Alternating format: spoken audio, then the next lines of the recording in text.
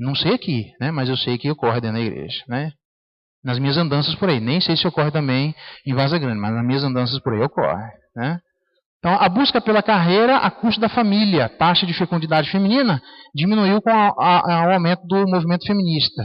Bom, tem muita coisa para ser dito no movimento feminista, estou fazendo apenas uma constatação, né? De que todos nós aí estamos numa luta, e o que acontece hoje é que você tem a vida de avós cuidando dos filhos, dos netos, né? Que os camaradas vão lá, tem filho, não planeja, fica aquela situação, ele põe papai e mãe, e aí vai conduzir sua vida. E isso gera todo um problema no exercício da sexualidade do casal, né, da própria educação. A eliminação do estigma dos filhos ilegítimos e do divórcio. Eu nem estou dizendo que a gente deve voltar, não é esse o meu ponto, né, que a gente deve voltar a estigmatizar filhos ilegítimos, ou os chamados filhos bastardos, né? Não é esse o meu ponto, mas o meu ponto é que com a eliminação do estigma de filhos ilegítimos ou filhos do divórcio, com a tentativa de tirar isso, na verdade está fazendo com que haja uma normalização desse tipo de comportamento, inclusive dentro da igreja. Tá? Aumento do divórcio, infelizmente também dentro da igreja, né? E a educação sexual moralmente neutra nas escolas acaba incentivando a experimentação. Eu estou colocando moralmente neutra porque não existe nenhuma abordagem sobre absolutamente nenhum assunto que seja moralmente neutro. Todo mundo parte de algum lugar. Tá? Então você precisa saber do lugar, de onde as pessoas estão partindo, para poder construir o conhecimento delas, para daí sim você conversar com a vida das pessoas a partir do lugar onde elas estão partindo. Tá? E, ok, já falei isso. Vamos lá. Promoção do hedonismo, buscar o prazer, isso aqui é interessante. A eliminação da transcendência, né? Esse professor de filosofia da Unicentro, para você ter uma ideia, ele foi ensinar sobre ética e sobre sexualidade dentro da universidade. Eu nem me apresentei no curso de pós-graduação em filosofia e sociologia da época. Eu não falei quem eu era e deixei o cara ensinar. Ele era uma pessoa separada, abraçava o Edmund Husserl, é uma área do existencialismo, né? E ele falou que, é muito interessante, para ele voltar a falar de ética dentro de sala de aula na universidade, nem cristão cara ela, só tem um jeito, que é voltar à transcendência, ou voltar a trazer Deus de volta para a sala de aula, senão você não consegue. Você perde, você não tem parâmetro referencial nenhum. Eu achei interessante uma pessoa como essa, que nem crente falar a respeito desse assunto. Né? Então você tem hoje, era professora pelo menos, do Andrew Jumper, exatamente que escreveu um livro agora falando da pedagogia da transcendência. Aliás, todos nós sabemos, ou alguns de nós sabemos, João Amós Comênios, por exemplo, que escreveu a Didática Magna, é o primeiro sistematizador que deu origem à pedagogia. Ele falava da pedagogia que nós temos hoje, né? Ele falava da educação integral. Só que para ele, a educação integral é aquela que leva o ser humano até Deus. Então as pessoas hoje se utilizam da pedagogia, e aí vieram outras pessoas a partir dele, só que elas querem colocar Deus de fora como se Deus fosse alguma coisa estranha ao ensino. E aí você pode olhar a revista Veja, por exemplo, Deus voltando para a sala de aula, manchetes como essa desse ano. Né? Então as pessoas estão criticando bastante isso, quando na origem das coisas sempre foi assim. É estranho que seja diferente. É bom que a gente saiba. E eu sempre pergunto para os professores: você é professor? Você já leu a Didática Magna? Leia o original. Esse é um outro jeito de você abordar as pessoas. Você tem que ler o que está escrito lá, não o que os outros estão dizendo de João Amós Comênios. Então você tem que ler João Amós Comênios, ver o que ele escreveu, porque a proposta dele é que as pessoas fossem educadas integralmente, significando com isso levar as pessoas até Deus. E isso com o tempo é que se perdeu, né? Pelo menos para alguns. Tá? O homossexualismo, eles batem duro nisso aqui, né? Esposam uma neutralidade moral, tá? Ensino valores tradicionais é proibido, mas ensinar imoralidade é obrigação. É assim que é passado. Tá? Então, qualquer coisa que diga respeito ao cristianismo é ruim, mas qualquer coisa que diga respeito à imoralidade, isso é certo e a gente deve passar isso à vida das pessoas. A elevação, deixa eu colocar aqui, ok. Eu vou ler no meu aqui, porque ali eu achei que ficaria mais claro. A elevação do homossexualismo a uma forma de arte. Presta atenção. Para massificar uma ideia, o método é através da arte, da mídia e da música.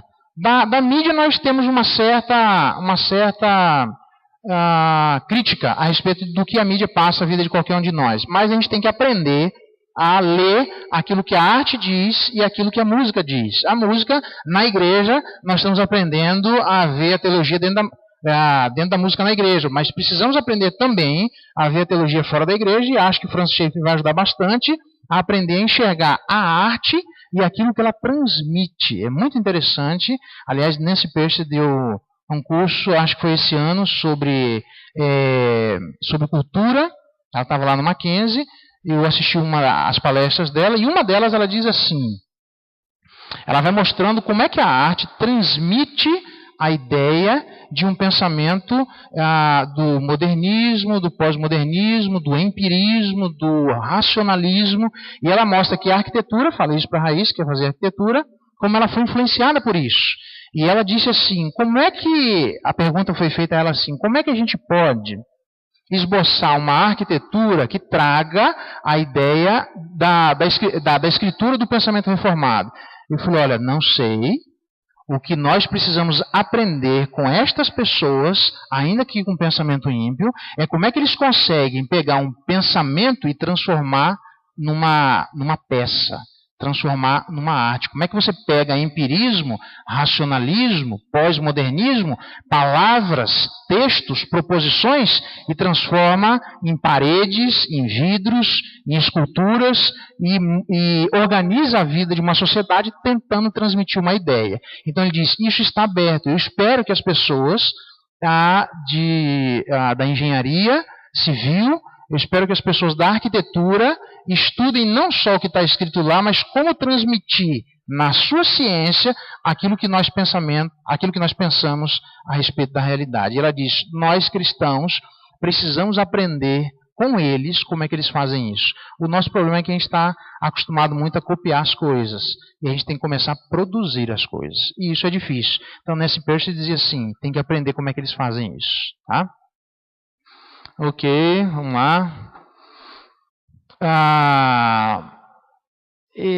Ok, isso aqui é importante. Normalmente, explicações para a possível causa do homossexualismo. Como é que o paganismo explica isso?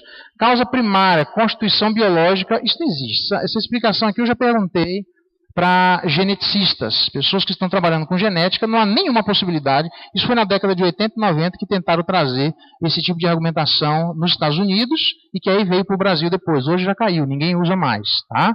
Então, já perguntei isso para geneticistas, mestrandos e doutores na área. Não há como você fazer um nexo causal entre a nossa constituição biológica e o nosso comportamento. Exemplo, a professora de genética disse assim,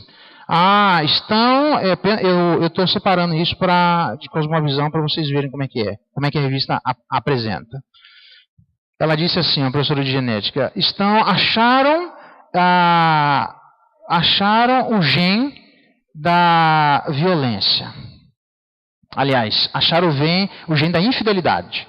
Então, quando a pessoa trai, por causa daquelas questões genéticas, isso começa a falar um monte de asneira lá, e por causa daquela questão genética, necessariamente o comportamento dele, então a gente tem que ser mais flexível quando a pessoa é infiel. Eu falei, ok, uma explicação interessante. Mas se você pega um tipo de comportamento e tenta explicar dessa forma, você vai ter que mostrar por que os outros comportamentos você também não explica dessa forma. Então eu perguntei para ela e a classe ouvindo. Eu falei, então se eu pegar a senhora agora, der uma surra, estuprar a senhora na frente de todo mundo, o máximo que você vai poder fazer comigo é me levar na diretoria, porque você ainda vai ter que me dar um tratamento. Porque no máximo foi o meu gene da violência e o meu gene da infidelidade que me fizeram fazer isso com você. Em última instância, não vamos ter como mais julgar a vida das pessoas. Alguém disse assim, mas julgar a vida das pessoas, o comportamento das pessoas aqui é um, o comportamento na Europa é outro, é cultural. Quem que já não viu essa frase? Tudo é cultural, né? Ok. Então, se tudo fosse cultural e não houvesse alguma coisa além da genética que determinasse moralmente as nossas obrigações, explica para mim como é que nós julgamos os crimes contra a humanidade. Como é que existem tribunais internacionais que julgam crimes de guerra? Se exatamente as guerras foram produzidas em determinadas culturas e não em outras, a gente não poderia dizer que aquilo ali era genética e cultural? Se existe crime de guerra sendo julgado com tribunais internacionais, pessoas de outras culturas, é porque existe alguma coisa que nos iguala. Então um camarada perguntou para mim, nós aqui nos Estados Unidos somos iguais ou diferentes? Geralmente eles querem dizer que nós somos diferentes, né? E eu disse para ele, nós somos tanto iguais quanto diferentes. Diferentes, porque é óbvio que está em outra cultura, mas tem alguma coisa que nos iguala a ponto de, se eu cometer alguma coisa dentro dessa cultura e ele cometer alguma coisa dentro daquela cultura, nós dois somos passíveis de sermos condenados por um tribunal internacional. Se isso é válido, tem que ter alguma coisa muito maior do que a Constituição biológica para determinar e julgar os nossos padrões morais. Tá? Então, influências externas, isso eu concordo. Há influências externas, o cristianismo concorda com isso. Né? Determinismo biológico, não, mas nessa palavra determinismo eu usaria influência, tanto biológica quanto social. Aliás, social. Né? Causa secundária, constituição individual, seja o que eles querem dizer com isso, as inclinações das pessoas. O cristianismo concorda com isso. Tá? Então, com isso, eles dizem que o homossexualismo é fruto disso. Então, se a pessoa é homossexual, ou é culpa da sociedade, ou ele nasceu dessa forma. Geralmente eles vão dizer isso. Tá? O cristianismo não concorda com isso, porque entende que aquilo que eles estão dizendo que é uma constituição biológica, nós estamos dizendo que é um coração pecaminoso. Tá? Aquilo que são possíveis influências, abuso sexual, tem muita gente que entra no homossexualismo por abuso sexual, tá, gente? Não é nem por necessariamente uma inclinação dela. Exemplo.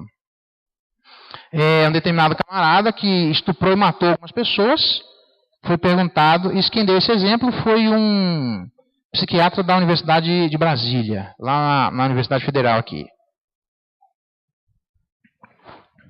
Ele estuprou um monte de gente, estuprou, não matou, foi preso. Estava lá com não sei quantos anos de cadeia, e aí foram o pessoal ter acesso a eles, né, conversar. O camarada falou assim, vem cá, o que você acha que você fez? Está certo ou está errado? Ele disse, não, é normal. Como assim?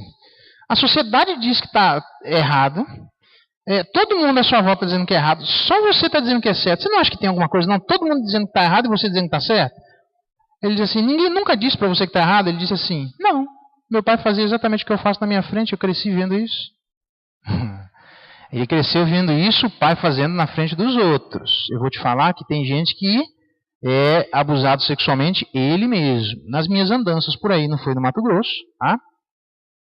Tem gente, por exemplo, oficial da igreja, que entrou no alcoolismo, porque conversa vai, conversa vem, cutucando aqui, puxando dali. Ele, homem, oficial da igreja, foi abusado pelo pai na infância. E a pessoa está indo buscar no alto porque ela não aguenta pagar. A lembrança, a Bíblia diz, né? Deus não leva em consideração os nossos pecados, eles não se lembram, mas nós lembramos. A gente não consegue esquecer. A memória é um negócio, ainda não apareceu um remédio que você diz, eu vou pagar o dia tal. Você põe lá na veia e apaga na sua memória o dia tal. Isso não acontece. E a gente leva com a gente. E o camarada está levando na memória todos os abusos que ele sofreu do pai dele. E o camarada está na bebida e era oficial da igreja, e eu fui entender o porquê da luta dele. Então eu acredito que as pessoas entram no homossexualismo não necessariamente por preferência. Muitas delas, homem ou mulher, entram por serem abusados. Tá? Mulheres, às vezes, apanham tanto e são tão abusadas que elas recebem carinho com outra mulher, e elas entram no lesbianismo por conta disso. Eu não estou dizendo que por conta disso está justificado. Está errado do mesmo jeito. Tá? Mas o que eu estou dizendo é que não é só simplesmente, eu resolvi ser homossexual. Eu acho que a gente precisa conversar, porque tem um monte de questões aí envolvidas na vida das pessoas. Tá? Ambiente familiar deficiente. As pessoas não gostam dessa nomenclatura, ambiente familiar deficiente. Mas não tem como, por exemplo, deixa eu dar um exemplo agora, nas minhas andanças, e foi por aqui, pelo Mato Grosso. Né? Mas não foi nem na igreja do Nelson, nem na minha igreja. Tá? Nas minhas andanças aqui, no Mato Grosso, né? O camarada tem 16 anos, ele apanha do pai até urinar. Até fazer xixi nas calças. Né? Então, não com 16 anos, isso não é uma correção, isso é espancamento. Né? E esse menino, ele tem mais 3 irmãos. Os pais são separados, e a mãe levou os 3 irmãos e não levou ele. Ele não consegue entender por que a mãe fez isso. Como é que é o seu nome? O nome dele eu estou chutando, tá? Mateus. Escreve o seu nome. Ele tem 17 anos, está na 8ª série. Escreve o seu nome. ZYKMD. Ele não sabe escrever o nome. Ele apanha do pai até urinar. Tá? E a mãe, na hora de separar, a mãe leva os 3 irmãos e não leva